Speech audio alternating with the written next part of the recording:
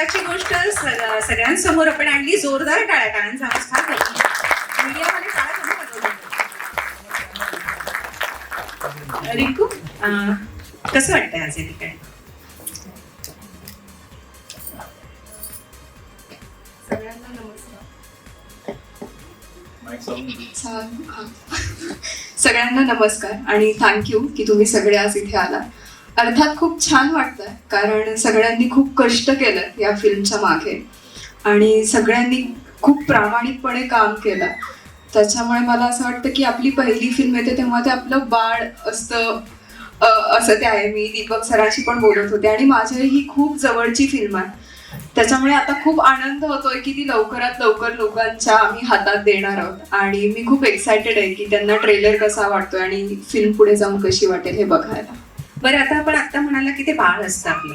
आपण ज्यांचं बाळ आहात त्यांचं नाव पण आशा आहे. तर नाव आशा आहे म्हणून तुम्ही आशा करायला घेतलात की काय?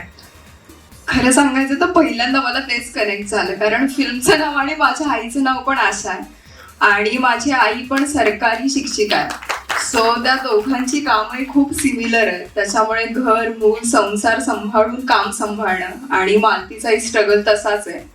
त्याच्यामुळे मला वाटतं आशा ही मला खूप जवळची आहे आणि मी मालतीसारखी आहे जवळपास.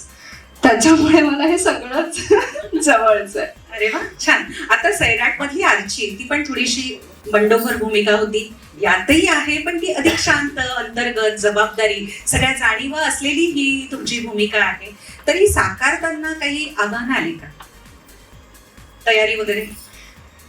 खरं तर नाही, कारण मी खूप त्याचा अभ्यास करून किंवा खूप काहीतरी मोठं करते असं मला नव्हतं वाटत करताना. कारण दीपक सरांनी ते इतकं सहज मांडलं होतं कागदावरती आणि इतकं सुंदर मांडलेलं. माझ्या डोक्यात एवढंच होतं की ती आहे अशी मालती फक्त मला साकारायची. अर्थात अभ्यास म्हणजे हाच की आशा सेविका काय पद्धतीने काम करतात आणि त्यांचा स्ट्रगल काय असतो, मानसिकरित्या त्यांना किती गोष्टींना सामोरे जावं लागतं. ह्या छोट्या फार गोष्टी होत्या ज्या मला वाटतं मी त्याचा थोडाफार अभ्यास केला असेल. छानच. आता सायंकित कामत, तुम्हाला माझा प्रश्न आहे की तुमची या चित्रपटातली जी तुमची भूमिका आहे ती आशाच्या संघर्षाला कितपत साथ देते आणि आज काय वाटतं? खरं तर साथ देणारीच भूमिका आहे. अच्छा, म्हणजे साथ देणारा असावं आशाला. सगळ्या प्रेक्षकांनी 19 डिसेंबरला साथ द्यायची आहे आणि घरातल्या प्रत्येक स्त्रीला साथ द्यायची आहे. पुढे सांगा. मला वाटतं की लग्नानंतर जर स्त्रीला कोणी साथ देऊ शकतो तर तो तिचा नवरा असतो. आणि या फिल्ममध्ये सुद्धा एक सिच्युएशन अशी येते की अख्खं गाव तिच्या विरोधात जातं आणि तेव्हा एकुलता एक तो तिच्या पाठीमागे तिच्या पाठीशी उभा राहतो आणि म्हणून ती पुढे प्रवास करू शकते. प्रवास तीच करते पण एक साथ एका व्यक्तीची हवी असते, तर ते कॅरेक्टर आहे. गुलाबाचे सारे काटे कसे गुलाबाचे झाले, तू असं त्या सोबत दुःख मोरपिस झाले, अशी सायंकितची भूमिका यामध्ये. खूप सुंदर, खूप छान. आणि शुभांगी, आता पुढचा प्रश्न तुला आहे. नेमकी तुझी भूमिका या संपूर्ण चित्रपटात किती महत्वाची आहे आणि नेमकी काय आहे? हा असा प्रश्न मला विचारला जातो आणि ज्याचं उत्तर खरं तर प्रामाणिकपणे सांगते मी नाही देऊ शकत. का नाही, त्याचं कारणच आहे की माझं पात्र काय त्याचं नाव मी सांगते. माझ्या पात्राचं नाव कमला आहे, पण कमलाची नेमकी भूमिका काय आहे हे मी सांगायला गेले तर आमच्या कथानकाची किंवा सिनेमाची गोष्ट कुठेतरी उलगडत जाईल. पण आज इथे जी 2 उत्तरं दिली गेली त्यातनंच सांगते. एक म्हणजे दैवता मॅडमला तू प्रश्न विचारला होता की एका स्त्रीने स्त्रीसाठी उभं राहणं, तर त्यातली एक मी अशी स्त्री आहे जिच्यासाठी एक आशा उभी राहते. एक असं पात्र आहे की जिच्या मनातली आशा जगण्याची उमेद जाते की काय, पण एक समाजात एक अशी आशा आहे की ती तिच्यासाठी उभी राहते, तिचं स्वतःचं अस्तित्व तिला जाणीव करून देते. तर अशी एका कमलासाठी एक मालती उभी राहते, तर ती कमला मी साकारते, एवढंच मी सांगेन. आणि मगाशी म्हटलंच तसं की रिंकूने जसं म्हटलं की आई, तिचं बाळ खूप महत्वाचं असतं. ते बाळ जन्माला येतं, त्या 9 महिन्याच्या वेदना ती सहन करते. जे बाळ आमचं 19 डिसेंबरला पडद्यावर येते, तर तशी एक मी आई आहे लेकरांची की जी खचते पण पुन्हा उभी राहते, एवढंच सांगेन. आता आई नेहमी खचते पण ती उभी राहते लेकरांसाठी. आणि आशा 19 डिसेंबरला, मी वारंवार सांगते कारण सगळ्यांनी हा चित्रपट पाहावा अशी आमची इच्छा आहे. आणि सगळेच मान्यवर आहे, आदरणीय विश्वास पाटील सरही या ठिकाणी आलेले आहेत, ज्येष्ठ साहित्यिक, पानिपतकार, आणि लेखक आणि सगळ्यांना माहिती आहे 99व्या मराठी साहित्य संमेलनाचे ते अध्यक्ष होते. आदरणीय मंजूताई या ठिकाणी आल्या. मंजू मंगलप्रभात लोढा आणि लोढा फाउंडेशनच्या त्या चेअरपर्सन सामाजिक कार्यकर्त्या आहेत श्री राजेंद्र अग्रवाल, माजी रोटरी डिस्ट्रिक्ट गव्हर्नर मुंबई, आणि आदरणीय राजू देसले ज्यांना आपण ऐकणार आहोत कारण की आशासाठी त्यांना ऐकणं मस्ट आहे खूप, अध्यक्ष IRTUC आशा युनियन यांचेही मी या ठिकाणी स्वागत करते. तसंच ललित कुमार वराडे सर, अप्पर जिल्हाधिकारी तथा खासगी सचिव, माननीय मंत्री आदिवासी विकास महाराष्ट्र राज्य, माननीय मंत्री महोदय अशोक उईके या सरांचे इथे खासगी सचिव आहे. खरं तर मान्यवरांचं या ठिकाणी आपण नाव घेणं खूप महत्वाचं आहे आणि या महत्वाच्या यादीतलं महत्वाचं नाव आदरणीय डॉक्टर ओमप्रकाश सदाशिव शेटे सर, आपलं खूप मनपूर्वक या ठिकाणी स्वागत आहे. आयुष्यमान भारत मिशन महाराष्ट्र समितीचे ते प्रमुख आहे. एकदा जोरदार टाळ्या त्यांच्यासाठी आणि आपल्या सगळ्याच मान्यवरांसाठी. आपण बघतो की केंद्र आणि राज्य सरकार यांच्या ज्या महत्वाच्या आरोग्याच्या योजना असतात त्या संपूर्ण योजनांचं काम सर स्वतः बघतात आणि खूप उत्तम रीतीने आपल्या महाराष्ट्राचं आरोग्य हे सांभाळलं जात आहे. आणि आशा ही एक उत्तम आरोग्य सांभाळणारी सेविका आहे. तर दिशा, तुम्हाला माझा यानंतरचा प्रश्न आहे. दिशा दानडे, आपली भूमिका, आपलं महत्व आणि एकूणच आपलं योगदान आणि यांच्यासोबत काम करण्याचा अनुभव कसा होता? मी जसं सांगित म्हणाला साथ देणारी भूमिका आहे त्याची, तशी माझी सुद्धा आहे. तर मालती आहे तर ही ज्योती आहे. आणि तुम्ही जरा मगाशी सुरुवातीला म्हणाला होता आशा सायकलवर बसते, निघते, ती मनात एक ज्योत घेऊन जाते. तर ज्योत नाही, ती फक्त ज्योत नाही नेत, ती एक ज्योती आहे. ती ज्योती सुद्धा सायकलवर बसवून तिला घेऊन जाते.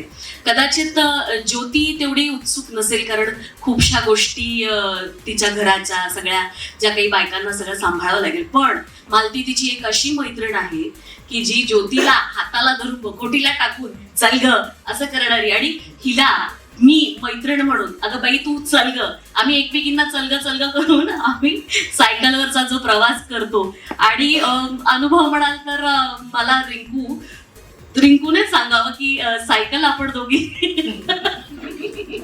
आम्हा दोघींना सायकल चालवायची होती. बरं, सायकल सरळ रस्त्याला नाही चालवायची होती, ती कुठे कशी चालवायची होती, आपण कशी गंमत जम्मत झाली आणि हे सगळं तुम्हाला कळेलच थोडक्यात. पडद्यावर तर तुम्हाला दिसेलच. आणि मला मुळात फार भीती होती, पण सरांनी आम्हाला सांगितलं, दीपक सरांनी, मॅडम तुम्हाला येईल ना? मी म्हटलं सर हां सायकल येईल ना?